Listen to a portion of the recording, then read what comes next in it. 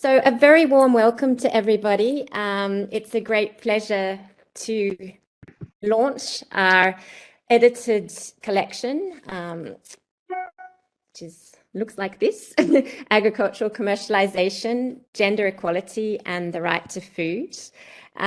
This book is the fruit of 7 years of research within the framework of the Swiss government-funded Demeter project. And Demeter is a French acronym that stands for Droit et Égalité pour une meilleure économie de la terre. So it's about gender equality, the right to food, and land commercialization, agricultural commercialization.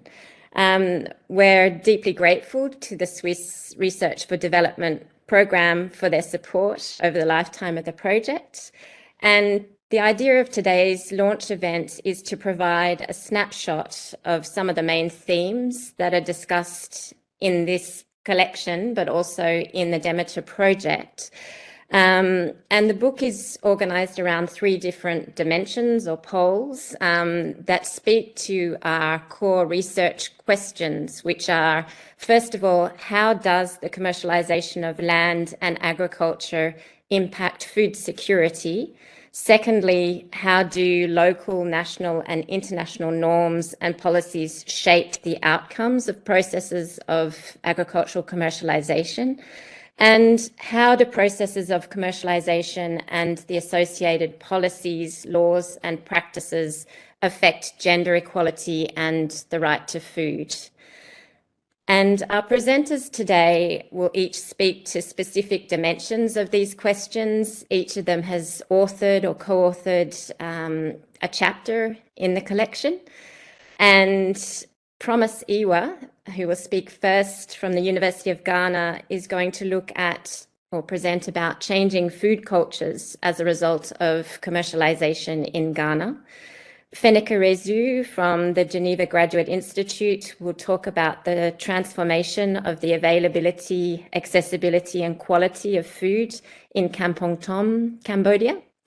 Then we'll have Moisu and Gov, who talk about the hybrid political and gender orders that are revealed when we analyze gender mainstreaming practices within food security policies and institutions in Cambodia.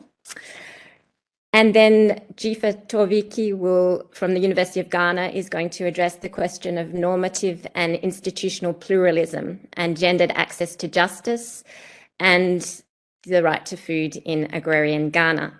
And finally, we're going to extend our sincere thanks in advance to Carolyn Sachs from Penn State, who's kindly agreed to provide some discussion points that link these experiences from Cambodia and Ghana to other contexts that she has known and studied over the years. So I'm going to hand over now to Promise to start the discussion, but I'd really like to encourage everyone, particularly my fellow authors and editors, to contribute any comments. We'd like to have a conversation here, and we'll also endeavour to keep some time at the end for a bit more open discussion.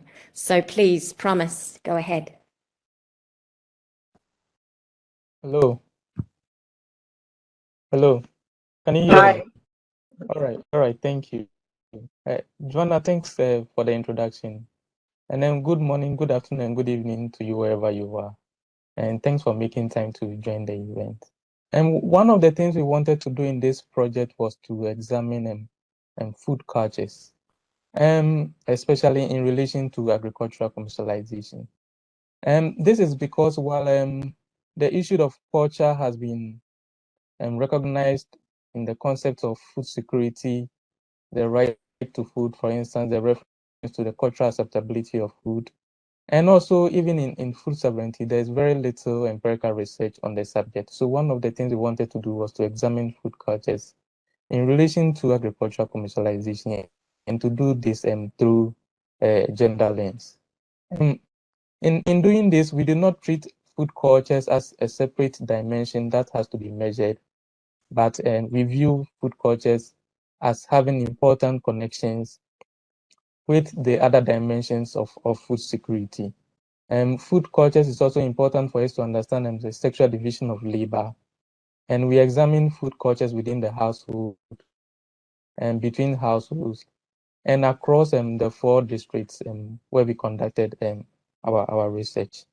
So I just want to highlight some of the findings from our food. As we are aware, we conducted research in 4 districts of Ghana. 2 of these are in southern Ghana and 2 are in northern Ghana. So I'll discuss the findings in turn. So in southern Ghana, what we realize is that agricultural commercialization takes various forms. But predominantly, it takes the form of export-oriented crop production. For instance, oil palm and cocoa, which are exported to global markets. Land and other important resources are therefore devoted to the production of these crops. In one of the districts, 50% of the land was devoted to cocoa production. Women did participate in cocoa production and in agricultural production in general, but their farms were generally smaller and they were less likely to obtain land for farming. In one of our interviews, for instance, one woman mentioned they, referring to landowners, think women destroy lands because many women concentrate on crops. The priority on cash crops has not really resulted in improved security, which some would argue. What we found was that food the concentration on export-oriented crops was rather associated with food shortages and high food prices, high food shortages. Thus, agricultural commercialization is not a guarantee for food security, as some would claim. Another thing we realized in the southern district, and this is in relation to land commercialization, is that there's a competition for land for other land uses, for instance, artisanal small-scale mining. This has also resulted in high food prices and the pollution of water bodies, which were used for vegetable production. We also see the high application of agrochemicals. Many farmers believe this is resulting in scarcity and extension of naturally occurring food. These were items which were initially available for collection in the commons, but many farmers believe that it is leading to the extension of this naturally occurring food. That these have also become commodities in local markets, and they have become expensive, and only wealthier households can afford them. And with regards to the sexual division of labor, we realize that women play an important role in food production. In addition, they are also responsible for food procurement, preparation, borrowing, and purchasing of food, and sometimes on, especially in the southern district. When it comes to consumption, men are served more food, especially proteins. And the ground for the justification is that men provide food for the household, and they need energy to be able to provide more food.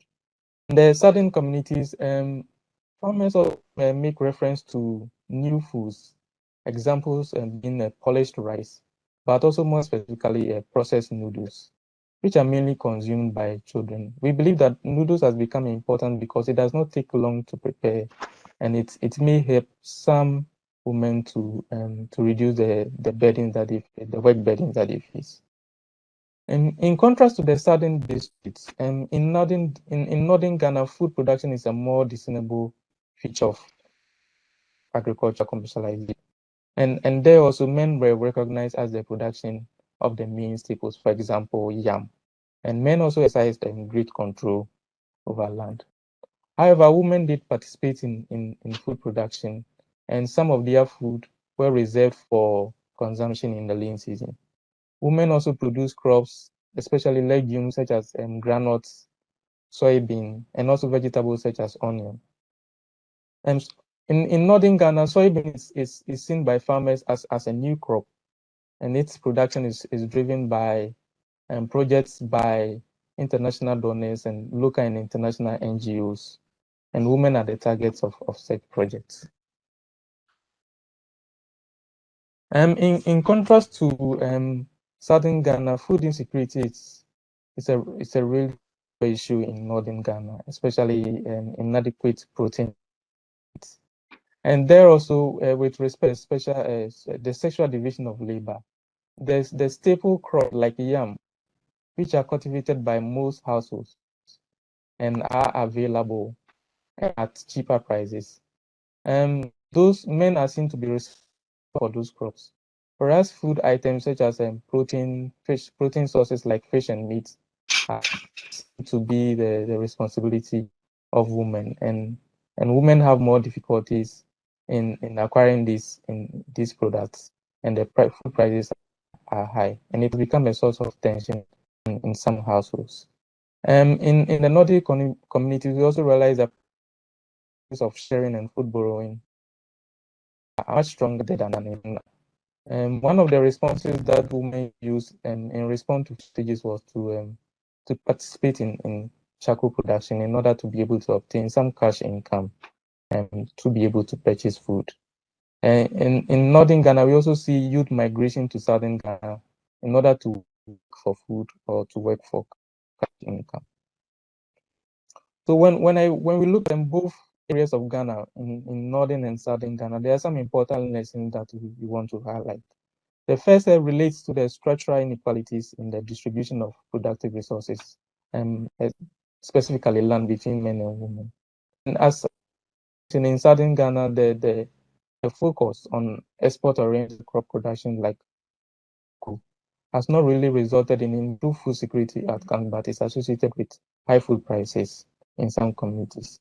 In southern Ghana, there are occasions, or there are cases of employment opportunities in agro-processing. However, the job opportunities are mainly informal. Women do not have access to healthcare or paid leave and things like that.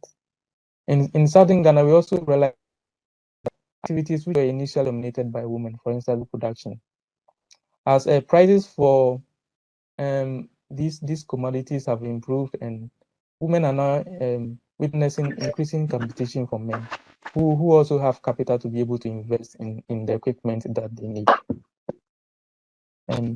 Our view is that food production is important. However, interventions that focus on food production should not target a few select crops, but should focus on a wide variety of crops. So I would like to end the presentation by thanking Joanna for the invitation, and to thank all of you for your participation, especially to the Geneva Graduate Institution, to the National Science Foundation. Because we are also grateful to all the farmers who made it possible for us to interview them. Thank you. Excellent. Thank you so much, Promise, for those interesting insights and findings. Does anyone have any questions they'd like to ask Promise right now? Otherwise, we can move on and have a sort of comparative example from Cambodia with Feneke, and return to the conversation around food cultures and the accessibility, availability, and quality of food in the discussion.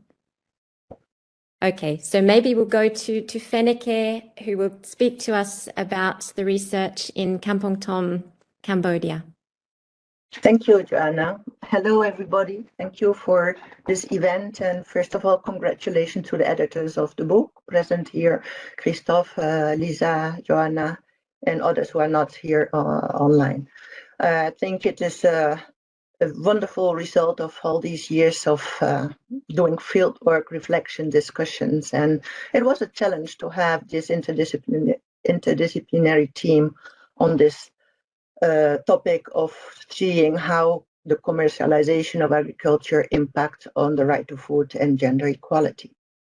So I will present some of the results that are based on the part of the research that I was involved in the province of Kampong Thom in Cambodia, sort of central Cambodia. And contrary to Ghana, in Ghana, they chose a sort of smallholder approach to commercial agriculture with outgrowers, contract farming. After the Paris Peace Agreements in the early 90s, Cambodia had another approach and another policy orientation, and went for large-scale logging and large-scale economic land concessions. Alice Bibben and Joanna Bourke, in their article in the book, call this an extractive logic. That means that now we have seen in the 90s with logging concessions, massive deforestation, and with economic land concessions, a strain on the availability of land to do agriculture. We hypothesize that this extractive logic at local level is a threat to smallholders' food security. And I will enter or develop some of these issues. First of all, the economic land concessions, that means large-scale land acquisition for foreign direct investors or local elites, deprive people in Kampong Thom from access to common natural resources, such as the forest, water, grazing grounds, and consequently from the free access to game, to fruits, to mushrooms, to fish, and all what the forest could provide in terms of food. This agrarian transition led to the reorganization of livelihoods. People had to adapt to this market, could not access the forest anymore. And with Sini Sung from Cambodia and myself, we wrote an article in 2017. In the forest, we had plenty. And that was that people were looking back and said in the forest, we had a lot of food. Today, they say, and that is a sort of statement that comes back very often, everything is available on the market, provided you have money to buy it. So what happened is that people turned into commercial farming, especially in the region it was cassava, and they stopped or they diminished, reduced own food production.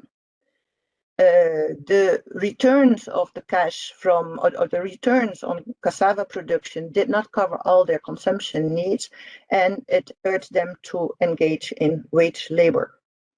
Then we come to the labor market. The local labor market had to emerge in this sort of frontier area because the forest has gone, the economic land concessions came, there were plantations of rubber and sugarcane in some cases, but it did not provide work for all, often related to the agricultural cycle, when there was a demand for work and there was a gender dimension to it. There was more job opportunities for men in the region on the plantations than for women due to the physical force and the possession of technologies that the men could bring into.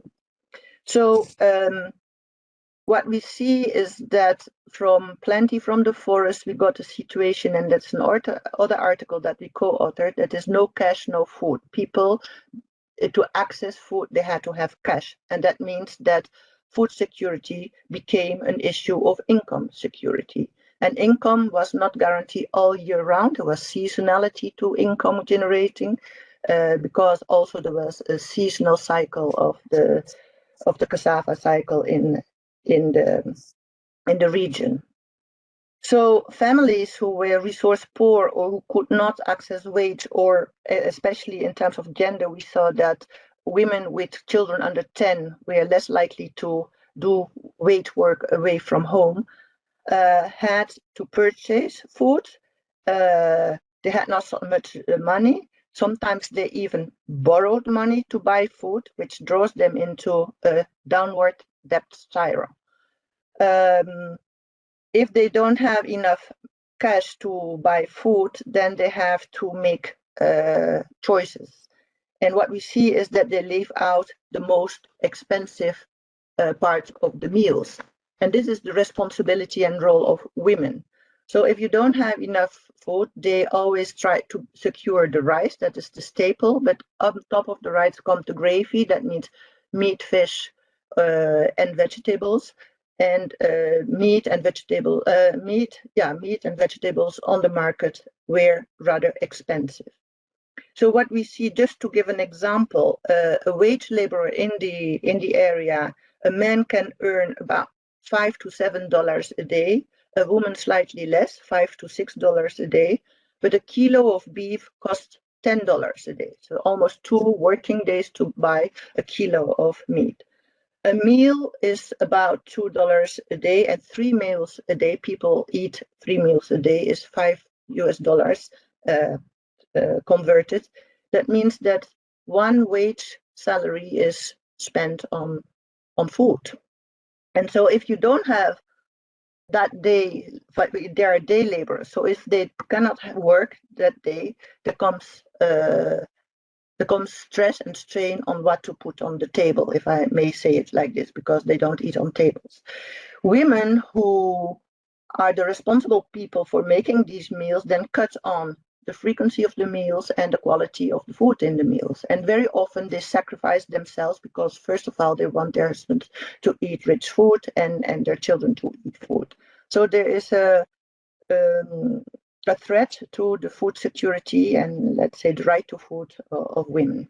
In addition, when women start working away from home, they suffer time poverty because on top of their wage work comes the responsibility and the time spent on cooking, but they have less time, and that may have impacts on the diet diversity of the people at home. So what we see, and that was one of my contribution in the book, that is the emerging of a food market, the local food market, the peddlers into the villages, grocery stores, retail stores. There's availability of food, but as we see, accessibility, affordability, can all people buy food all year round to have decent nutrition comes under tension. Also, new food items come with these grocery stores, and especially industrially processed food. And Promise was hinting at the instant noodles. Indeed, instant noodles are quick to cook, time savers, and not so nutritious. But also soft drinks, sweet snacks, and alcohol and cigarettes. And we see that men outnumber women very much in consumption of alcohol and cigarettes. We see also that fathers are very likely to buy sweets and snacks for the children, and that has some impact. I now want to end with some policy implications of what we see, and this is just a snapshot of what happened in 2016, and it was changing very fast. So maybe reality is already different because, as was suggested in the people who wrote their contributions to the book from the data from 2019, we see that there's a sort of return to own food production because cassava prices have fallen steeply. But the policy implications, employment has been identified as critical for addressing food insecurity. And that also comes to the policies of female labor force participation. And indeed, creating jobs for women might contribute to better food security, because research shows that if women earn an income, they spend it on the diets of the people. But as I've just told, it comes also with time poverty of women, and that impacts negatively on the quantity and quality of family meals. So there's a sort of paradox. If you put women to work and they earn an income, they might spend it on food, but they also have time poverty. As we see, there's still an increase. There's an increase in gender inequalities in right to food, because if there's less food, then women tend to sacrifice the frequency and the quality and the quantity of the food intakes. And so we see, and some of the others, and in the film that we are now producing, it's still patriarchy is still embedded in the society there. We can also see that when lands are being reserved for non-edible cash crops, as is this policy of commercial agriculture, then there is land scarcity for people, and family own food production is also reduced. People need cash to purchase food, buy on credit. And in reality, and that's the article, I think the contribution by Joanna also, is the downward spiral of indebtedness. People borrow money to buy food, and food is not a productive investment. So they have this spiral of getting indebtedness and paying back the loans that they get. And this comes with stress, and especially for women who are those who take the loans for food. And then the third point, and I think that's also important from a policy perspective, is that industrially processed food and new food items come on the market, and that might be a threat to health because these are energy dense, nutrition poor. I have here some packages of the snacks that you can find there, and it's all salty, sugar, and saturated fat. It is fashion. It is more. It comes with the connotation of modernity. It has to see, but there is a sort of nutritional transition that is maybe not very good, especially for the young people. And national surveys in Cambodia show that obesity among young people is rising. So I think that if we make an assessment of the right to food from availability, accessibility, and adequacy or cultural adaptability of the food, there are a lot of challenges there from the right to food perspective. And these days have been the negotiations on the Committee of Food Security and the gender lobby there, the gender negotiations. Apparently the gender perspective is not that much integrated. And I don't know, Christophe is here at the table. It has been discussed yesterday, I think, in this negotiation round, and I don't know what comes out, but the document that is there on the Committee of Food Security is still rather weak, if not blind, on the gender dimension of these processes and tendency that we see. And in Kampong Tong, and maybe Tseng can add something on the province of Ratanakiri, where I was not, what does large-scale land acquisitions and commercial farming extractive logic do to the food security of, let's say, smallholder families? Thank you for your attention. Thanks so much, Beneke. That was a super comprehensive survey of loads of different dimensions of the right to food, as well as a lot of strong policy recommendations there. What I propose is that we might put some of those on hold and come back to them at the end. But I really thank you for outlining them in such a clear and forceful way.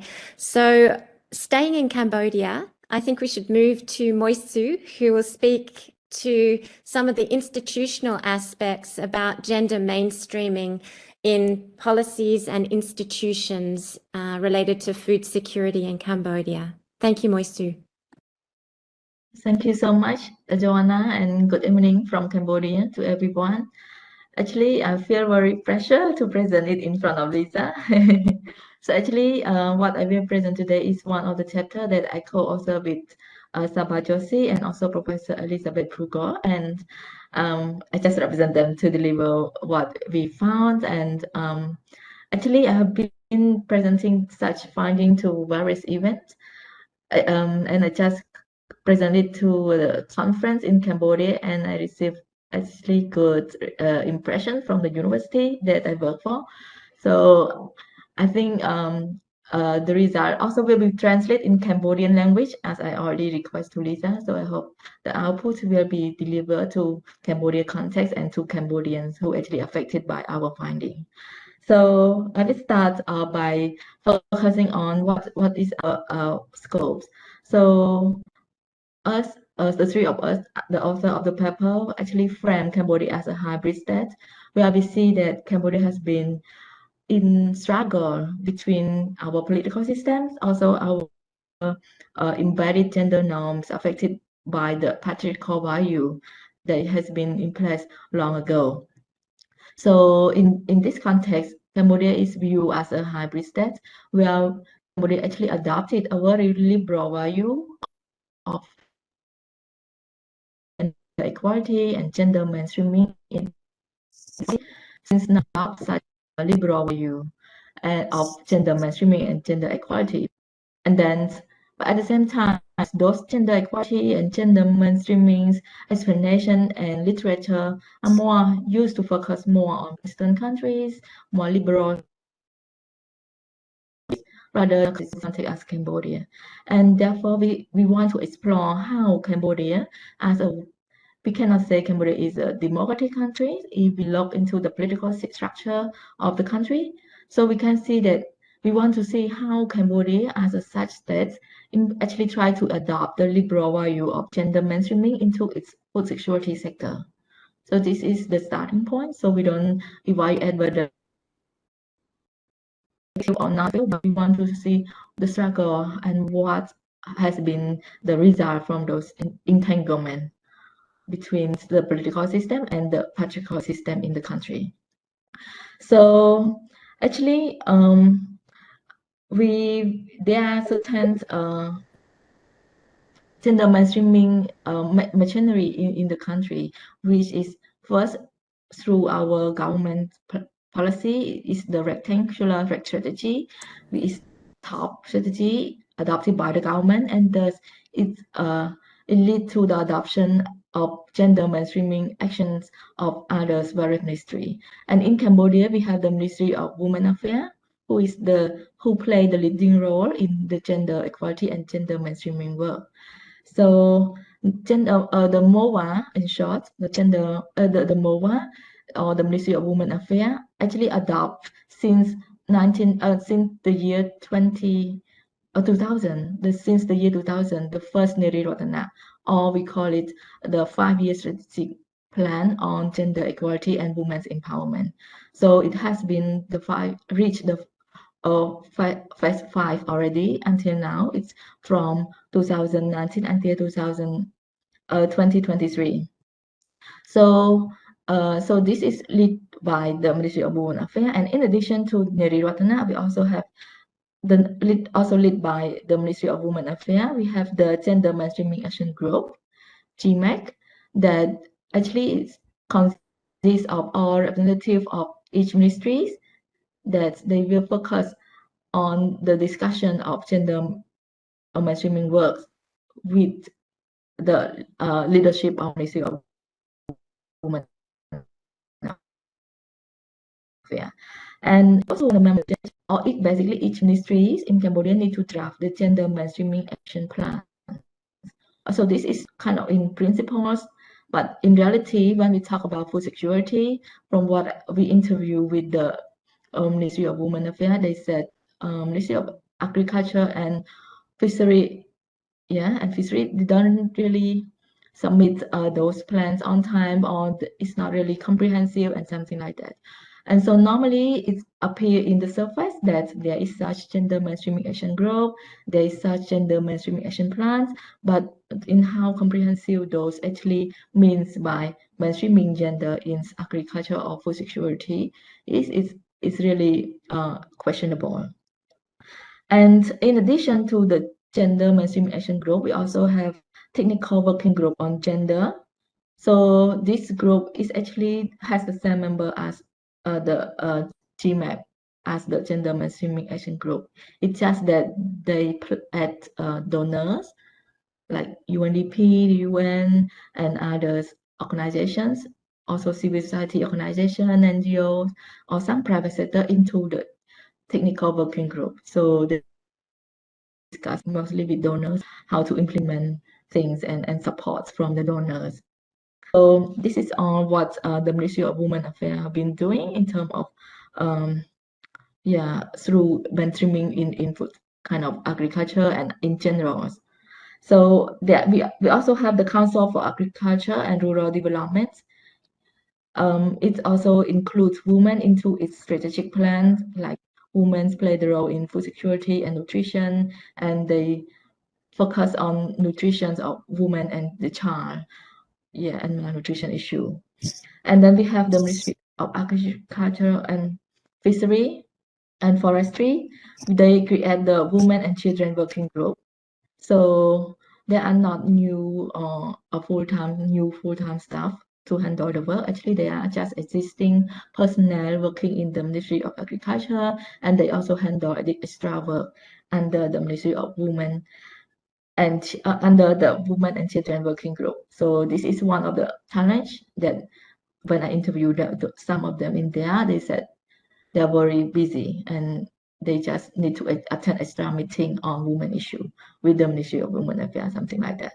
So, and in addition to what ministry have been doing, there's also kind of a political bodies like or political machineries like Cambodian National Council for Women.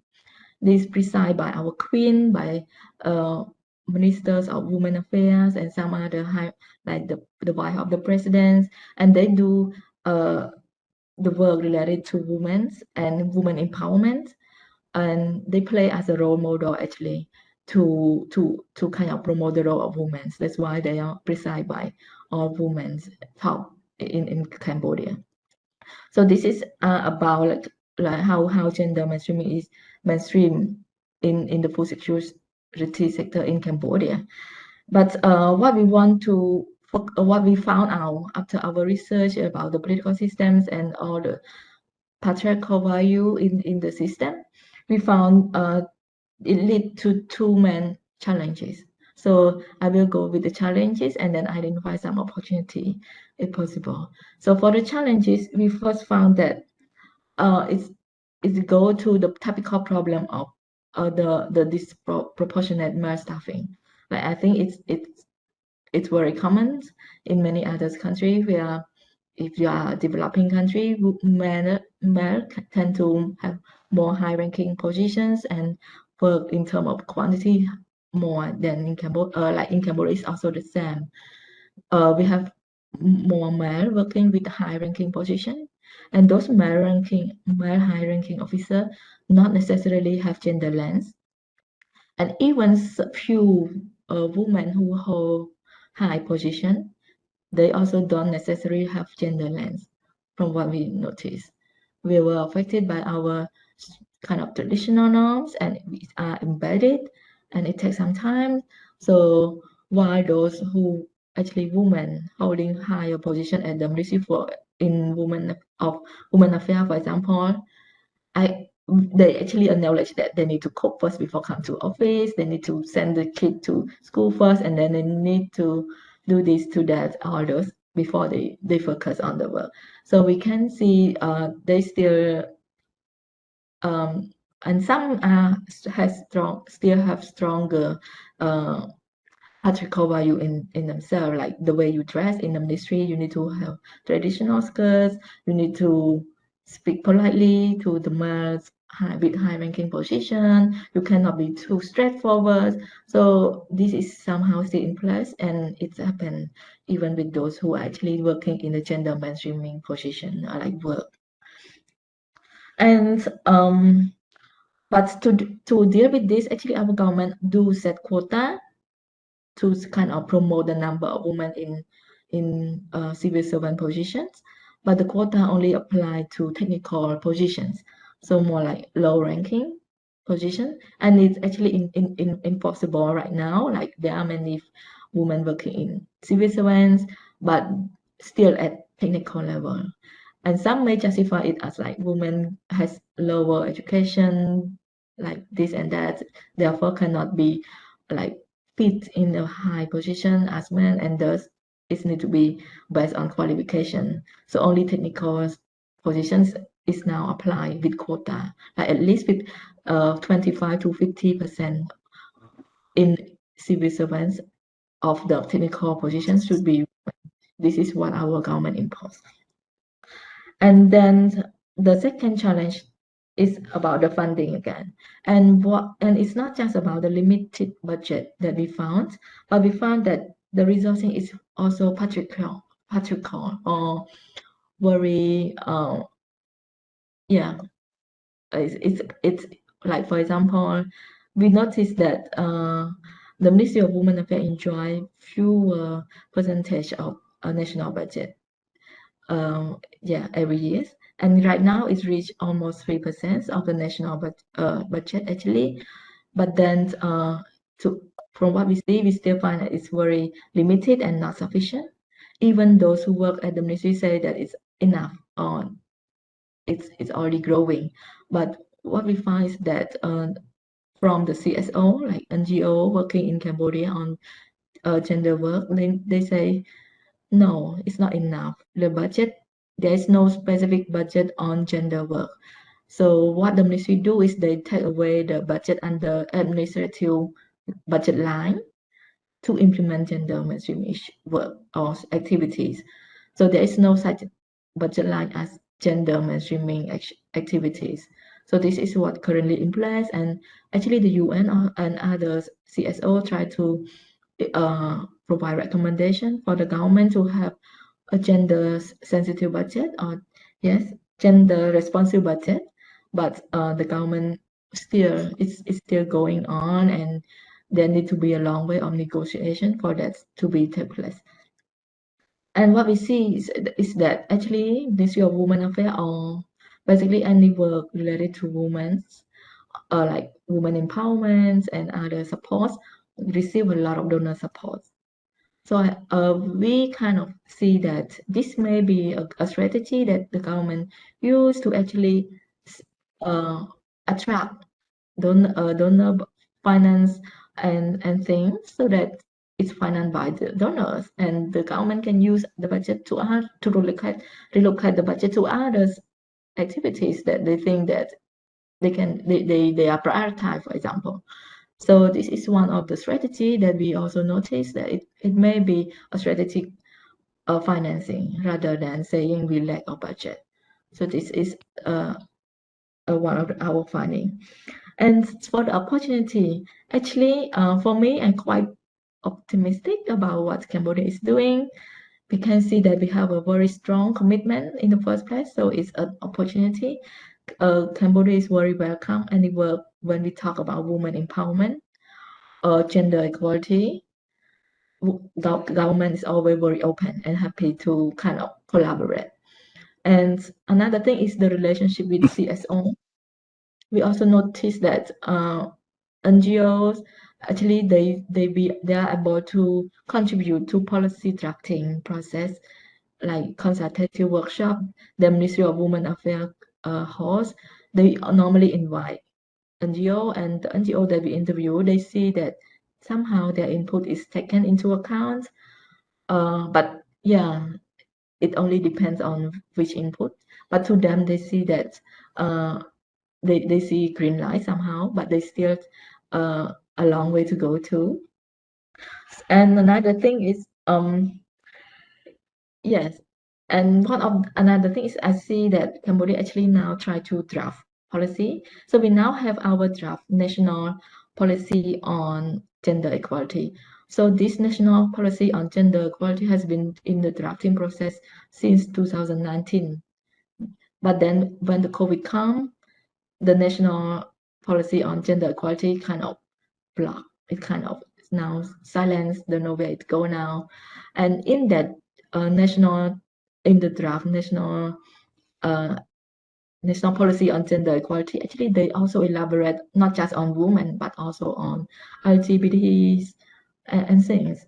And foods and nutrition and health are part of those discussion too. So but it's in draft. So yes, hopefully this may be something, should be a positive sign that there may be opportunity to further improve the current challenges or struggle that Cambodia face. So this is all from me. Thank you so much. Thank you very much, Moisu, for that comprehensive explanation about the entanglements in policies and institutions on gender mainstreaming that you studied. We'll go now to Ghana again, and Jifa Torviki will talk to us about the work that she did on institutional and normative pluralism in agrarian Ghana, particularly around issues of land and access to resources. Thanks, Jifa. Thank you, Joanna. So if people have the right to food, then they must have resources to be able to access that food. So in agrarian Ghana, land is a very important productive resource. And labor is also a very important one because it enables you to do many things. For women in rural Ghana, these two resources are very complex because they need to struggle to access them. First in the community, in the household, and you also have to navigate the various institutional frameworks, legal frameworks to be able to access this. And so we'll be looking at this to see how we problematize the right to food and gender justice within a framework of multiple jurisdictional others, because we know that right to food entails the presence of resources that enable the production and access to adequate food. And meanwhile, in the rural areas, the land is unevenly distributed, especially when it comes to what women get in comparison to what men get.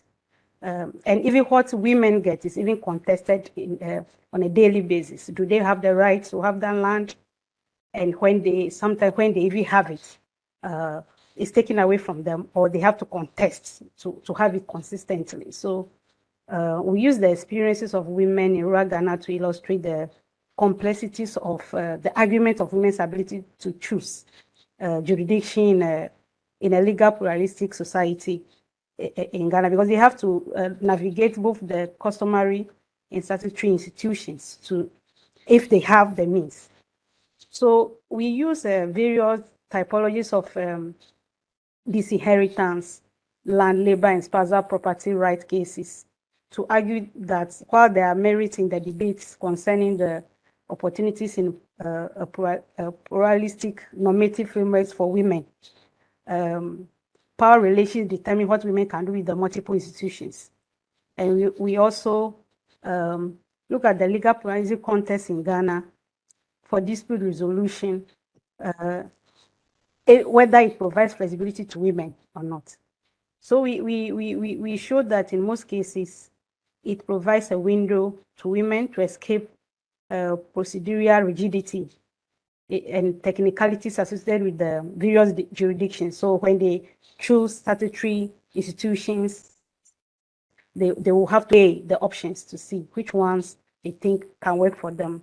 So we look at the plural legal institutions as also providing an opportunity for women to accept customary legitimacy,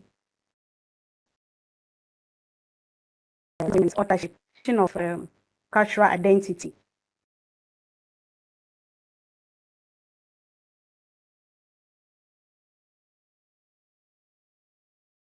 Simultaneously looking at the state, how they can seek protection from the state and also from the customary institutions. So we also highlight the various questions about women's choices rooted in power relations and women's strategies in negotiating the multiple institutions. Some works have come out to show the importance of this chapter that we have written. The Ghana's agriculture census result was released, I think, last year, and it showed that for about 73% of women surveyed have less than 2 acres of land, cultivate less than 2 acres of land. And for men, the corresponding figure is 56% of the surveyed men. So it tells you that more men have access to bigger lands than women. In another work that we have been doing, looking at the agriculture sector from 2010, using our census data to check how women are transitioning from which sector to. It shows clearly how women are leaving the agriculture sector. In 2000, our census showed that there were more women in agriculture than men in the agriculture sector. There were 54.6%. But then in 2010, it dropped to 36%. And now the census showed that about 29% of women in agriculture. And we link all this to issues about resources, about women not getting their due, not getting land, or even when their labor is used, they are not adequately compensated for it. So the key points that we highlight, first, we are highlighting the fact that women played critical roles in food production as own account owners and paid workers on household farms is very crucial. Yet they do not always have resources to do this. That when women are confronted with this, they struggle to access productive resources. And because of that, they will have to use justice different institutions to seek justice. So women use multiple legal jurisdictions. Usually the family is the first point, the courts, the Chief's Court, the Commission on Human Rights and Administrative Justice, and the statutory courts. But we realize that women's choice of multiple customer institutions depend on the patriarchal structure they confront, which also present challenges that demand women negotiate with different institutions and change strategies. In one of the cases, the woman was in dispute with her brother, who became the chief in a land case, an inheritance. Their father left this land and a cocoa farm for her. Now, she has to battle this person who is a brother, but also the symbol of customer institution, the chief. In that case, when by the time the issue got to that level, the woman backed out because it might mean that she is she's up in arms against the customer institution, and the chief is no longer seen as an individual, but then as a representative of the community. We also realize that while women may choose the jurisdiction, the opponents they may choose, their opponent may choose a jurisdiction which disfavors the woman socially, economically, and politically. What we have seen is that sometimes women use the jurisdictions that they are most comfortable with, where they can articulate their issues with the intermediaries. So when you go to court, you may need a lawyer. They may not have that money, so they may not go, and that could go against them. We also highlight the fact that the presence of multiple jurisdictional institutions in rural areas reflects the legal structure of the country. The country, it also provides a window to understand how women navigate the different fora to seek justice, to advance their social, cultural, and economic rights, and by extension, the right to food. We highlighted the class and knowledge of the laws and institutions, access to resources, including land and finance, and social proximity to institutions as necessary for women's justice seeking behavior. We realize that while CHRAJ, the Commission on Human Rights and Administrative Justice, is not a court, women run the arguing their case in the right of in the frame of their rights, issues about rights. So when they send an issue of disinheritance there, the CHRAJ uses it. CHRAJ is a statutory institution. The CHRAJ uses its power, but also have to negotiate with the customary institution which the woman is battling to settle the case. And usually they remind the people that you cannot do this. They use the law, but then they still have to negotiate with the institution so that the woman can get justice. So these categories of difference have analytical power because we have shown that this sometimes condition whether a woman seeks justice or continue to seek justice, and the outcomes of the cases sent to the specific jurisdictional fora they have chosen. So in all, the work is showing that the right to food, women are resisting the discrimination they suffer in the rural areas, in their households, in their communities. They choose different kinds of fora to seek justice. Some persist, some have to drop out because of the structure of patriarchy and the type of patriarchy they are confronting, while others go all the way to the courts. Even some incur debt and they find justice. And in that we are showing that linking access to resources and how the resources are distributed to the right to food is a very important one to show that people will have to have resources to get to enjoy right to food. In Ghana, this is very important because we do not have a very strong social protection policies that give people that enable the state to give people things, food, for example. So you will need to have resources to be able to get your food. And then finally, we have shown that our statutory institutions do not look at right to food very directly.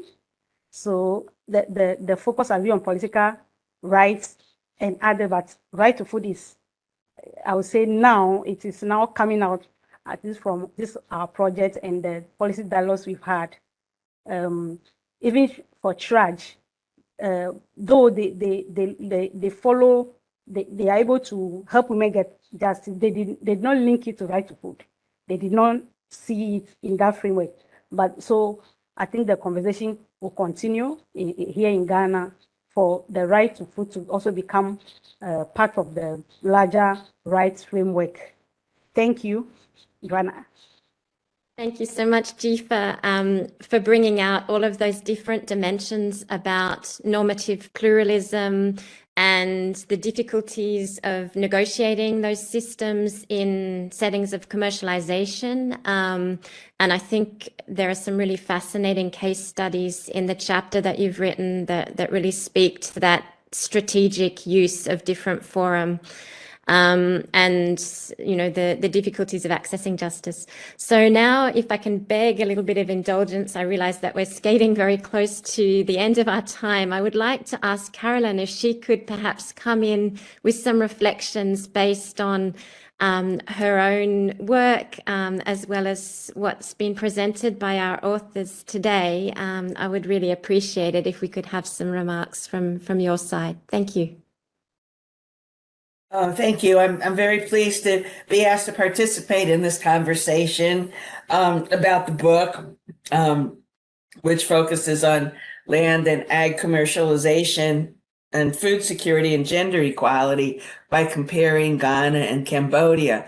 I first reviewed the manuscript when it was when you were proposing it for as a book, and I have to say, when I first picked up the book or the manuscript, I was skeptical about why compare Cambodia and Ghana, given their different economic histories, their agricultural histories, their political histories. And so I thought, well, this will be an easy thing to criticize the book for. So sorry to start out negatively. But then I quickly realized as I read the book, I was very impressed by the insights that were provided, by the complexities that were uncovered by exploring the differences and similarities both between Ghana and Cambodia, but also within the two countries. So I think it was very helpful, the comparison of the two in terms of looking at ag commercialization, land grabbing, and how that affects gender equality and food insecurity. It was very useful for me to read it. Also, I think the interdisciplinary and feminist nature of the projects adds to the richness. I was impressed with all the different disciplines that were represented, and also that you've been working on this project over a long period of time. So very rich. Clearly, the findings are that policies and programs which are focused on ag commercialization result in greater intersectional inequalities and gender inequalities in both Ghana and Cambodia. So I think that there's the loss of access to land through land grabbing, deforestation, and agribusiness deepens inequality for those with less power.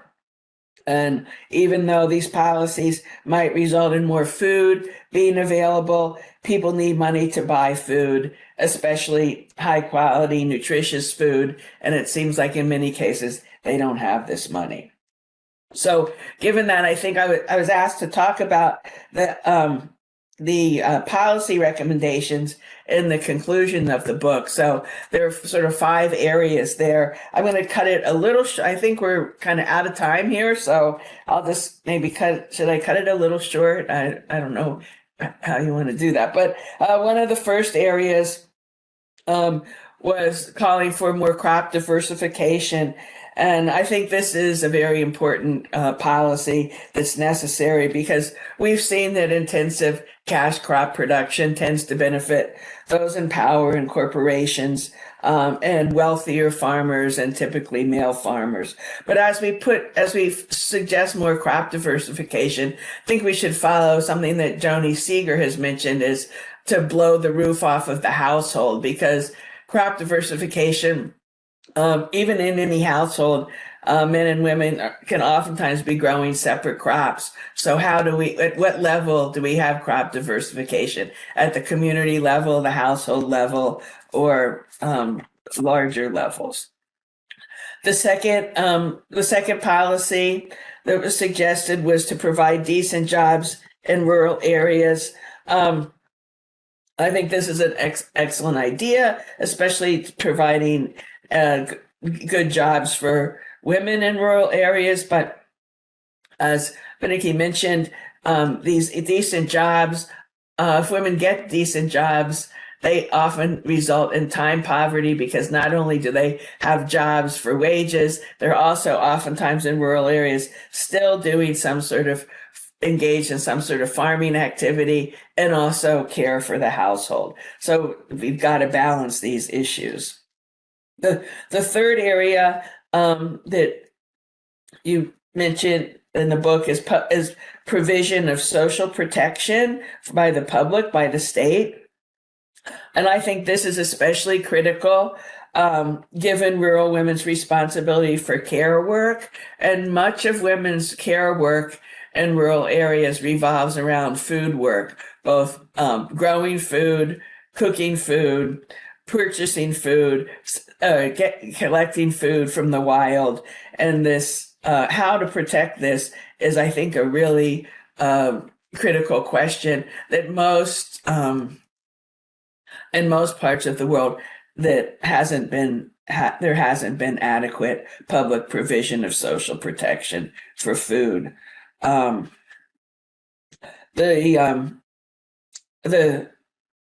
think that we've seen this particularly the case when COVID hit the world and how food was provided in different parts of the world. The fourth area was attention to food cultures and nutritional adequacy in rural areas. One of the things I found very interesting in some of the chapters was that we think of food cultures as somehow static, but I think what was revealed in the book was that these food cultures are very dynamic depending on what food is available. Ranging from wild food to highly processed food. And I thought that was a really important insight, because I think that with the food sovereignty movement and the right to food, there's this idea of sort of this static food culture. But I think that notion that it's very dynamic is important. And finally, the fifth area is feminist policymaking, which I think some of the articles show, where is feminist gender mainstreaming thinking in terms of policy? Sometimes it's there, but rarely enforced. So in addition to these 5 areas, which I think are really critical, I would just suggest a couple other policy suggestions. One is some sort of policies relating to land access to land and increasing land scarcity. Second, a bit more of a focus on the intersectionality inequalities, not just gender, but race, ethnicity, age that we see in these places. Also, I think, although this area is mentioned, especially in terms of the public provision of social protection, but take more into account women's care work with food and policy, and how to support that without reinscribing women's responsibility for care work is a difficult policy. And finally, from the work that I've done in other places, I think there should be some sort of policy that is supporting more networks for women. So just the other day, I was giving a talk on Zoom where women in agriculture from Honduras, Guatemala, and El Salvador were meeting together to try to come up with a women's network in agriculture in those areas to support women. So I think some sort of networking and providing interesting networking opportunities is also a policy that I would kind of recommend. So with that, I just think I learned so much by reading the book, and I've learned so much by being on this. So congratulations to the editors, to the authors, and for getting this book out in a timely manner. And also congratulations on the long-term collaboration that you have with each other. It's very impressive. Thank you so much, Carolyn. I really appreciate you taking the time to reflect, to read the book, and review the manuscript. And I think that was a brilliant summary. I realize that we're pretty much out of time, but perhaps if I can beg your indulgence, does anybody have anything that they would like to add or say at this point in time? I don't want to cut people off. I realize that we haven't had any discussion really. If that's not the case, then I would also like to extend my huge thanks to the entire team. Demeter has been, I think, a really rich and fruitful collaboration over all these years, as Carolyn mentioned, 7 years. And I think that this edited collection really reflects the interdisciplinary nature of the work, as well as those collaborations that were extremely fruitful, I think, in terms of their both human and also intellectual richness. So thank you, everyone. Thanks again for participating in this book launch event. And oh, Fenike, would you like to come sorry, in? this is a mistake. Okay. Yeah, we will also endeavor. I realize that our project website is currently not working, but as soon as it's back up and running, we will be putting hopefully the recording of this event, as well as further details about the films that we have from both Ghana and Cambodia coming out shortly, and the link to the book for downloading. So thank you, everybody.